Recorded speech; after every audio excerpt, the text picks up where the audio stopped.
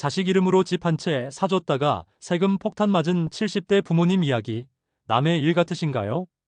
여러분, 가족끼리 돈 주고받는 게 이렇게 복잡할 줄 누가 알았겠습니까? 평생 모은 재산 자식한테 물려주려다 오히려 큰 세금 내는 분들이 요즘 정말 많습니다. 차용증 하나면 끝이라고 생각하셨다면 그건 착각입니다. 오늘 이 이야기 끝까지 들으시면 여러분 재산 지키는 확실한 방법을 알게 되실 겁니다. 지금 바로 좋아요 버튼 누르시고 구독과 알림 설정까지 해주세요. 놓치면 정말 후회하실 내용입니다. 그럼 지금부터 시작하겠습니다. 여러분, 안녕하세요. 오늘은 많은 분들이 궁금해하시는 이야기를 해드리려고 합니다. 바로 가족끼리 돈을 주고받을 때 조심해야 할 점들입니다. 저도 최근에 이런 일을 겪었습니다. 아는 분이 아들한테 집 장만하라고 돈을 보내주셨는데요.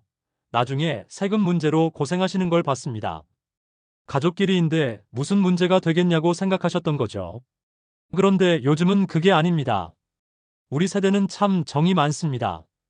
자식이 힘들어하면 내 것을 나눠주는 게 당연하다고 생각하죠.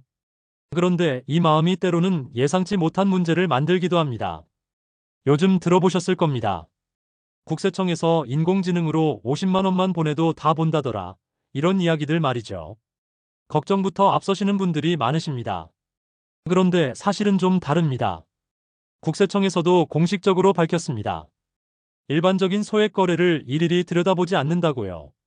다만 뭔가 이상한 점이 발견됐을 때 그때 확인을 하는 겁니다. 그럼 어떤 경우에 문제가 될까요? 예를 들어볼까요? 아들이 회사 다니는데 월급이 300만 원 정도 됩니다. 그런데 갑자기 5억짜리 아파트를 샀습니다. 이럴 때 국세청에서는 궁금해하는 겁니다. 이 돈이 어디서 왔을까 하고요. 많은 분들이 이럴 때 차용증을 씁니다. 빌려준 거라고요. 그런데 여기서 큰 착각이 있습니다. 차용증만 쓴다고 다 해결되는 게 아닙니다. 진짜로 돈을 빌려준 게 맞는지 아니면 그냥 준 건지를 실제 상황으로 판단합니다. 제가 아는 분 중에 이런 경우가 있었습니다. 딸한테 2억 원을 보내주시고는 나중에 걱정이 돼서 차용증을 만드셨어요. 그런데 문제가 뭐였냐면 딸의 월급이 250만 원이었습니다. 이 돈을 어떻게 갚겠습니까? 게다가 상환 기간을 30년으로 잡으셨더군요. 국세청에서 보기엔 이건 빌린 게 아니라 그냥 준 거나 마찬가지입니다. 또 하나 조심하실 게 있습니다. 돈을 보내주고 나서 한참 뒤에 차용증을 쓰는 경우입니다. 작년 3월에 돈을 보냈는데 올해 10월에 차용증을 만든다? 이것도 의심받기 쉽습니다. 미리 계획한 게 아니라 문제가 생길까봐 급하게 만든 것처럼 보이거든요. 생활비는 또 어떨까요? 많은 분들이 헷갈려 하십니다. 자식한테 매달 생활비 보내주는 게 무슨 문제냐고요. 이것도 상황에 따라 다릅니다. 예를 들어볼게요. 아들이 대학원생이라 아직 수입이 없습니다. 이런 경우엔 부모님이 매달 200만 원씩 보내줘도 괜찮습니다. 실제로 생활비가 필요한 상황이니까요. 그런데 만약 아들이 대기업에 다니면서 연봉이 7천만 원이 넘는데도 매달 200만 원씩 받는다면 이건 생활비가 아니라 그냥 재산을 늘려주는 걸로 봅니다. 더 재미있는 건 이겁니다. 무직 자녀한테 매달 500만 원을 보내줬는데 이 중에 300만 원은 저축했습니다. 그럼 어떻게 될까요? 200만 원은 생활비로 인정받지만 저축한 300만 원에 대해서는 세금을 내야 할 수 있습니다. 그러니까 핵심은 이겁니다. 실제로 생활에 필요해서 쓴 돈인가 아니면 재산을 불리는 데 쓴 돈인가 하는 거죠. 여기서 한 가지 더 말씀드리고 싶은 게 있습니다. 월세 사는 분들 중에 세금 돌려받을 수 있는데 모르시는 분들이 꽤 계십니다. 집주인 허락 없으면 못 받는다고 생각하시는데요. 아닙니다. 임대차 계약서하고 월세 낸 증거만 있으면 신청할 수 있습니다. 그렇다면 차용증은 어떻게 써야 진짜 빌린 돈으로 인정받을 수 있을까요? 이 부분이 정말 중요합니다. 많은 분들이 이걸 놓치고 계십니다. 가족끼리 돈을 주고받을 때 문제가 되는 이유는 간단합니다. 차용인지 증여인지가 애매하기 때문입니다. 차용증을 쓸 때 반드시 지켜야 할 세 가지가 있습니다. 첫째, 자녀의 소득에 비해 너무 큰 금액은 빌린 돈으로 인정받기 어렵습니다. 월급이 300만 원인 아들한테 3억 원을 빌려줬다. 이건 상식적으로 갚을 수가 없죠. 국세청도 이렇게 봅니다. 둘째, 상환 기간을 30년 이상으로 잡으면 사실상 안 갚는 돈으로 봅니다. 현실적으로 5년에서 7년 이내가 적당합니다. 그래야 진짜 빌려준 것처럼 보입니다. 셋째, 돈을 보낸 다음에 한참 뒤에 차용증을 만들면 신뢰를 잃습니다.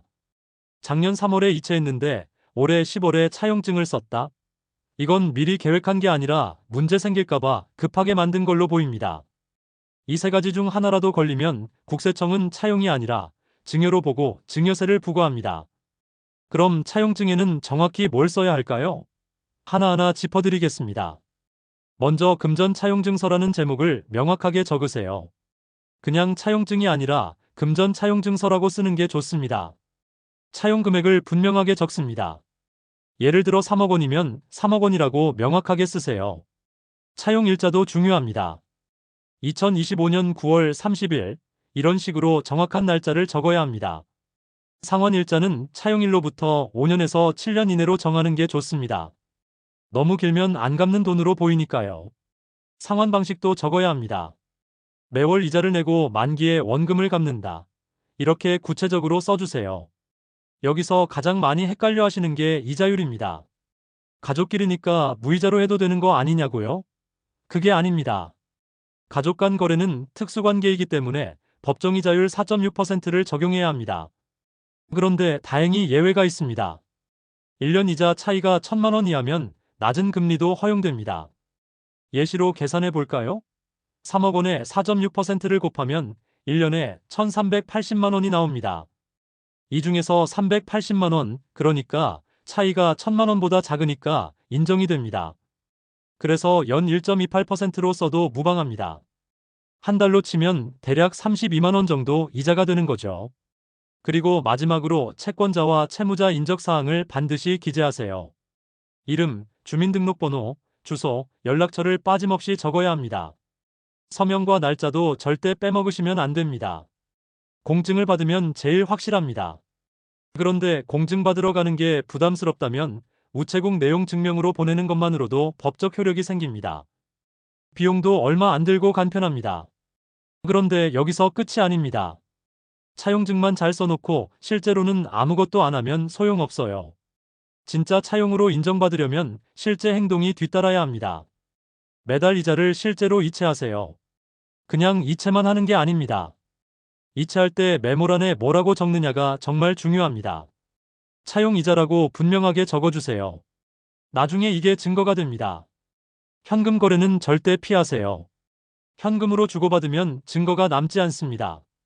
반드시 계좌이체로 송금하셔야 합니다. 차용증과 함께 거래 기록을 10년 이상 보관하세요. 통장 사본, 이체 내역, 차용증 원본, 이 모든 걸 잘 챙겨두셔야 합니다. 나중에 세무조사 나왔을 때 이게 여러분을 지켜주는 방패가 됩니다. 차용증은 가능하면 작성 당일 날짜로 저장하세요. 그리고 바로 내용 증명까지 보내두시면 더욱 좋습니다. 시간이 지나서 만들면 신빙성이 떨어지거든요. 제가 아는 분 실제 사례를 하나 말씀드릴게요. 60대 후반 되시는 분이 딸한테 2억 원을 빌려주셨습니다. 차용증을 제대로 작성하고 매달 18만 원씩 이자를 계좌이체로 받으셨어요. 이체할 때마다 메모에 차용 이자라고 꼬박꼬박 적었습니다. 이렇게 2년 동안 기록을 남겼더니 세무조사가 나왔을 때도 아무 문제 없이 넘어갔습니다. 반대로 이런 경우도 있었습니다. 70대 초반 되시는 분이 아들한테 3억 원을 보내주시고 차용증을 만드셨는데 이자는 한 번도 받지 않으셨어요. 5년이 지나도록 아무런 기록이 없었습니다. 결국 증여로 판정받아서 세금을 내셔야 했습니다. 차용증은 그냥 종이 한 장이 아닙니다. 실제로 빌린 관계라는 걸 계속 증명해야 하는 살아있는 증거입니다. 이자를 꼬박꼬박 받고 기록을 남기고 증거를 챙겨두는 게 진짜 차용증의 힘입니다. 그래야 나중에 문제가 생겼을 때 여러분을 지켜줄 수 있습니다. 자, 이제부터가 정말 중요합니다. 요즘 국세청이 어떻게 움직이는지 꼭 아셔야 합니다. 예전과는 완전히 다릅니다. 국세청은 이제 인공지능과 PCI 시스템이라는 걸로 사람들의 소득과 소비 불균형을 실시간으로 분석합니다. 무슨 말이냐면요. 신고된 소득에 비해서 재산이 갑자기 늘어나면 이 돈 출처가 뭐지 하고 자동으로 탐지하는 겁니다. 예를 들어 볼까요? 소득이 없는 20대 청년이 갑자기 고가 차량을 구입했습니다. 외제차를 샀어요. 그러면 국세청은 어떻게 할까요? 부모님 계좌는 물론이고 친척의 대출 내역, 돈을 인출한 기록까지 전부 네트워크 분석으로 파악합니다. 한 달이 건너서 보낸 돈도 인공지능은 다 잡아냅니다. 제가 아는 60대 후반 되시는 분 이야기입니다. 아들한테 직접 돈 보내면 세금 문제 생길까봐 머리를 쓰셨어요. 먼저 딸한테 돈을 보내고 딸이 다시 동생한테 보내게 했습니다. 한 달이 건너면 안 걸릴 거라 생각하신 거죠. 결국 다 적발됐습니다. 인공지능은 이런 패턴을 금방 찾아냅니다. 생활비 명목으로 보내는 돈도 정말 조심하셔야 합니다. 여기가 제일 헷갈리는 부분입니다. 자녀가 소득이 충분한데 매달 200만 원씩 받는다? 이건 증여로 봅니다. 이미 벌어서 생활할 수 있는데 추가로 받는 돈이니까요. 자녀가 무직인데 받은 돈 중 일부를 저축이나 투자에 썼다. 그 부분은 증여로 과세됩니다. 생활비로 쓴 게 아니라 자산을 늘린 거니까요. 반대로 무직 자녀가 생활비로 전액 소비했다면 비과세 가능합니다. 실제로 먹고 사는데 다 썼으니까요. 결국 핵심은 이겁니다. 실제 생활비로 썼는지 자산을 늘렸는지를 따진다는 겁니다. 구체적인 예시를 들어드릴게요. 무직 자녀에게 월 200만 원을 보내서 전액 월세와 식비로 사용했습니다. 이건 비과세입니다.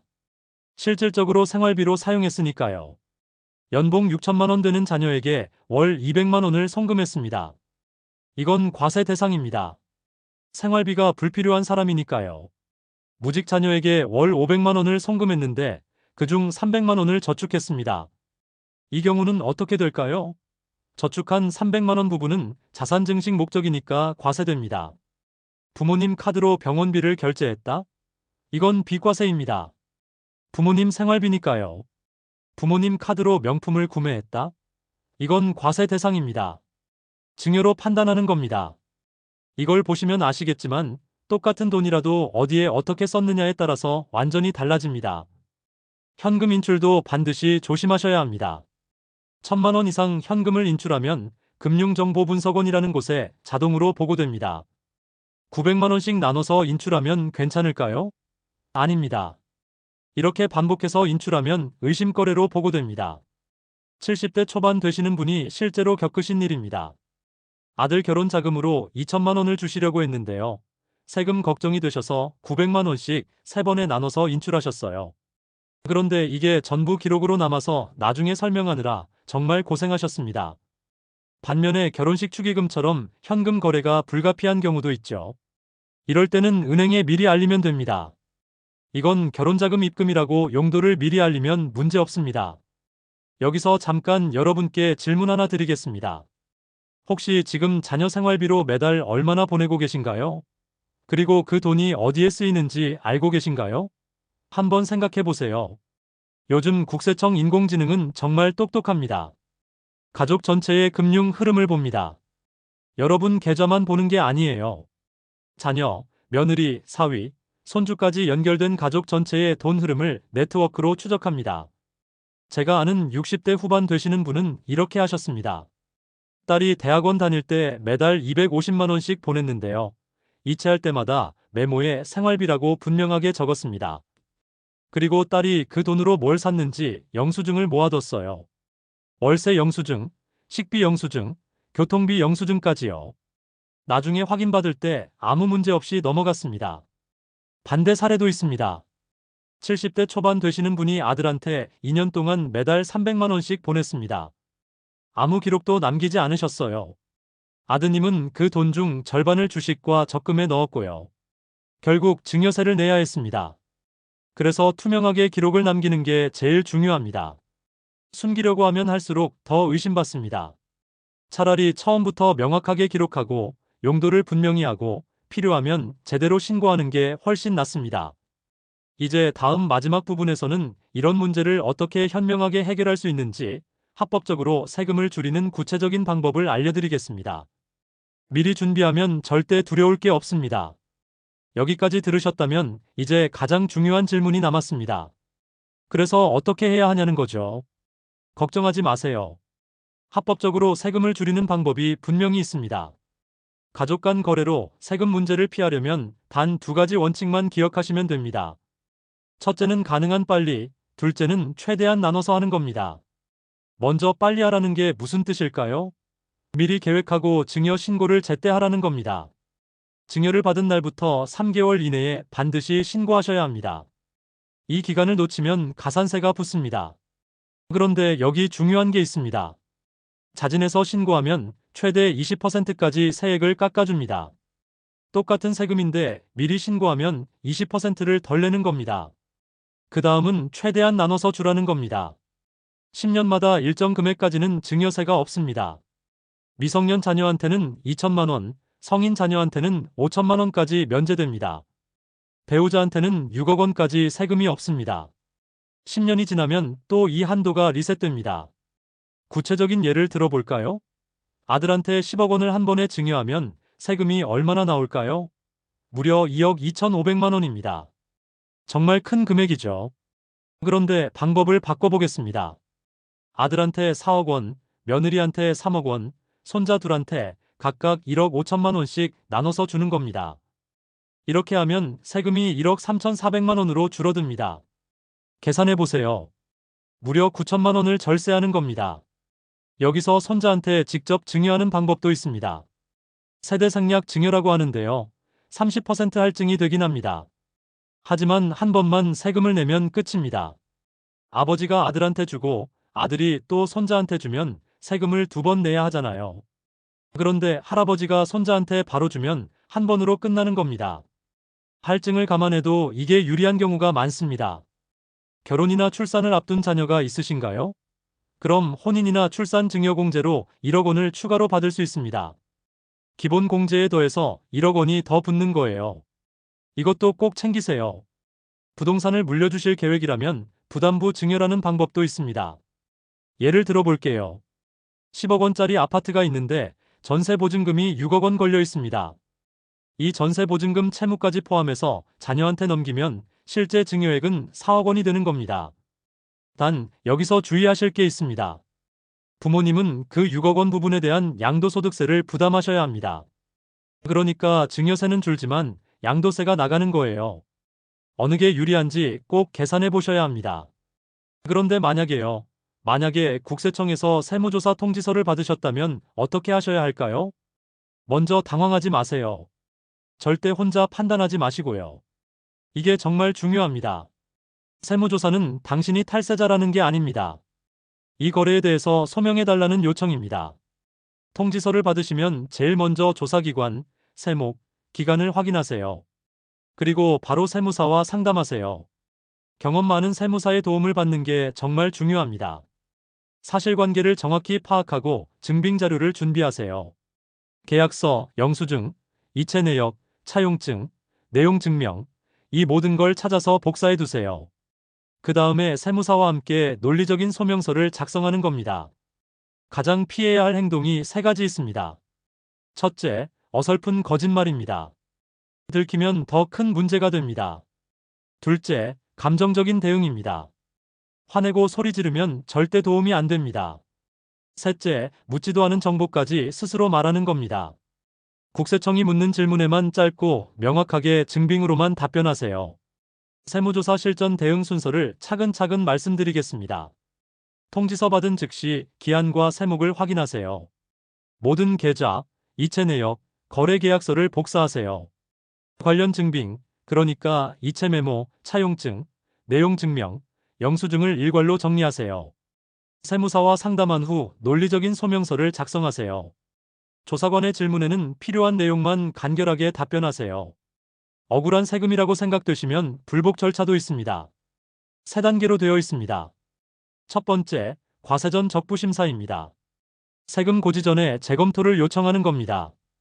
두 번째, 심사 청구나 심판 청구입니다. 세금 고지 후에 정식으로 불복하는 거예요. 세 번째, 행정소송입니다. 법원에서 최종 판단을 받는 겁니다. 10년 주기별 공제 한도를 다시 한번 정리해드리겠습니다. 배우자는 6억 원까지 면제됩니다. 성인 자녀는 5천만 원까지 세금이 없습니다. 미성년 자녀는 2천만 원까지 비과세입니다. 손자녀한테 직접 주는 세대생략 증여는 2천만 원에 30% 할증이 붙습니다. 여러분, 이제 정리해드리겠습니다. 인공지능 시대의 국세청은 사람보다 훨씬 똑똑합니다. 탈세는 더 이상 숨기기 어렵습니다. 그러니까 합법적인 절세 전략이 최고의 방어이자 공격입니다. 핵심만 말씀드리겠습니다. 가능한 빨리 계획하고 최대한 나눠서 주고 명확히 증빙을 남기세요. 차용이면 증명 가능한 이자와 상환 계획을 반드시 갖추시고요.